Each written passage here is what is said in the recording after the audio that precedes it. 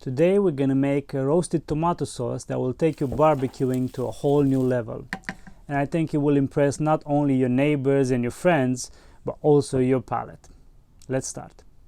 Now when it comes to tomatoes, the only ones that you would like to stay away from are the cherry or the very small varieties, because they will just fall through the grill. What you want to do is use slicers, medium or large varieties, any color, any flavor, any sweetness or tartness will do, because once you mix them with all the other ingredients, you will just feel or taste the essence of the tomato itself. I myself grow varieties of tomatoes in my garden, so I can mix and match different colors, anything from black to yellow, red, pink. It doesn't really matter, whatever you prefer. The next key ingredient is garlic, and if I would give an advice here is to stay away from the very huge, ginormous ones that you sometimes find in the shops.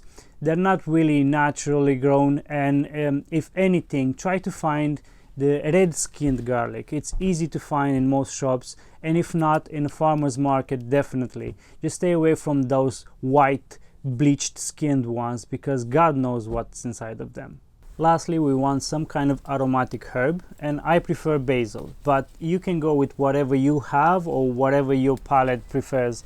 Oregano goes well, parsley goes amazing, and I love parsley, but my wife doesn't because it tastes like soap to her, so I don't end up using it almost any time, though I do love it a lot. So anything that you like, thyme, as long as it's fresh, any herb will do. The process is very simple, and you can do it at the same time as you're roasting or grilling your meats, your vegetable, whatever you decide to barbecue with that day. I'm not sure what kind of barbecue or grill you have, but know that they can be roasted on any type of surface. If you have a grill like I do, that works fine. If you have a cast iron plate or a cast iron pan, that works fine as well, in case you want to do it outside of a barbecue season or outside of any type of outdoor activity. You can just do it on the stove, in the house, any time of the year, on a cast iron pan.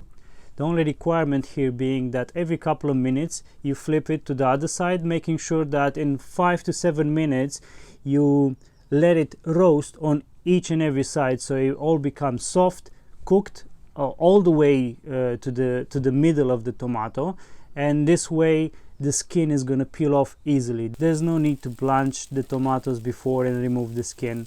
The entire process can be done over the grill while you roast your meats.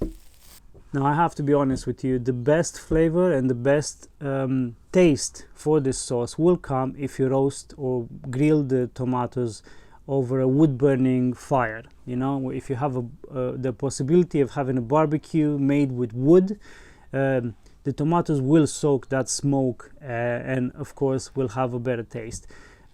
Yeah, you can do it with a gas grill, you can do it with coals and briquettes, but it won't taste the same. So if you don't have a grill that burns wood, just make a tiny fire separately with wood and just roast them on top of a cast iron pan or something to get that smokiness. While the tomatoes are cooking, keep an eye on them, don't let them overcook, because at some point all the juices will start flowing out of the tomatoes themselves, and it's a shame. That's the essence of the tomatoes. So when they're done, put them in a bowl and let them cool off a bit, because it's going to be too hot initially to start preparing them and to start peeling the skins. But in the meantime, while the tomatoes are cooling off a bit, you can start preparing the garlic, and the easiest way to peel it is to just crush it with the side of the knife, and then the skin will just come off easily. You can put the garlic to a press to grind it basically, or you can just chop it by hand. You don't want to make it into a very pasty substance. You want them to be quite coarse, because you want to have the crunch in the sauce when you're going to enjoy it. There's a hidden benefit to this as well. When you crush the garlic to peel it, you will activate the medicinal properties of the garlic, something called allicin, and you won't get that if you don't crush them. It's like a safety mechanism that the garlic has. if you have a mortar and pestle, this will work extremely well in making the sauce, because you can add all the ingredients which are coarsely chopped and then just mix them together while still grinding them a bit. After you chopped or pressed your garlic, put it in the mortar, and if you don't have a mortar, just use a bowl. And the herbs, after you wash them and dry them a bit, just chop them into small bits and just add them inside as well. And by this time the tomatoes should have cooled off enough so that you can handle them.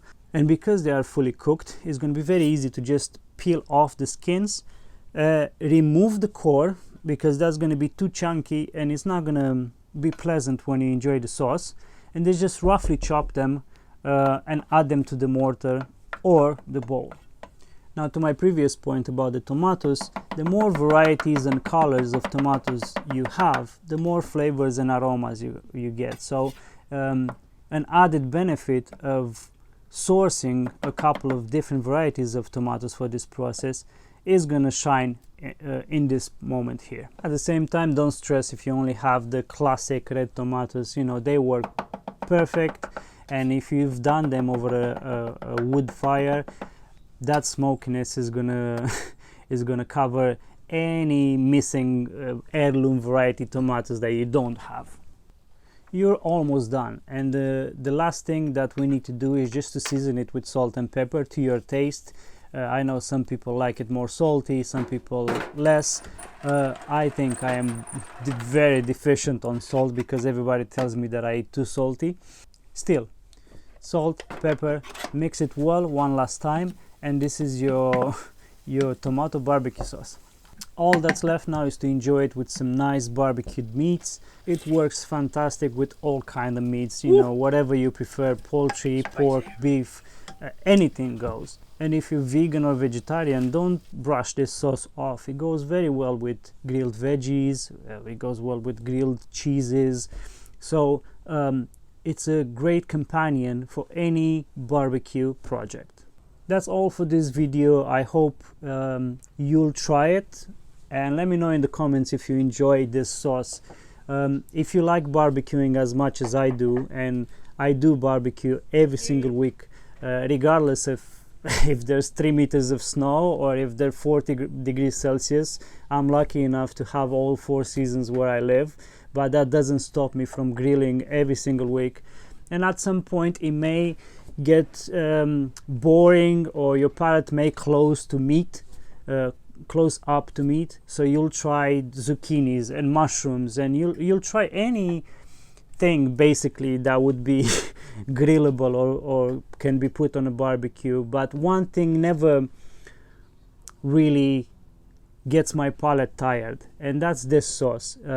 I grew up with this sauce. This is something that my grandma used to make every single time we made a roast, a steak, or a barbecue, and it's stuck around because it's so versatile, it's so delicious, it's so fully packed with flavors and aromas that, you know, offers a lot of customization as well. As long as you keep the base ingredients, which is tomatoes and garlic, you can go to town with everything else. You can experiment with different fresh herbs. You can experiment with dry herbs in winter, for example. You can add olive oil or any type of oil that you prefer. You know, keep the base as it is, tomatoes and garlic, and then just go crazy and make it your own. This is not a set recipe that should stay like that because dogma.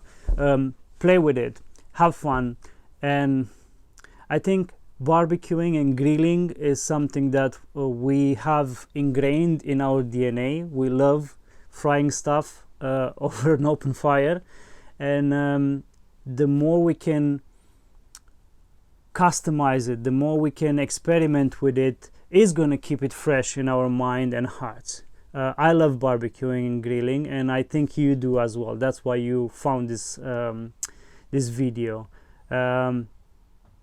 I hope this serves you well. With that said, thank you very much for watching the video. Thank you very much for liking and subscribing and sharing, and don't forget to share. This is something that needs to go out there. This is something that everybody needs to try at least one time, and there's no reason to not give it a chance. See you next time.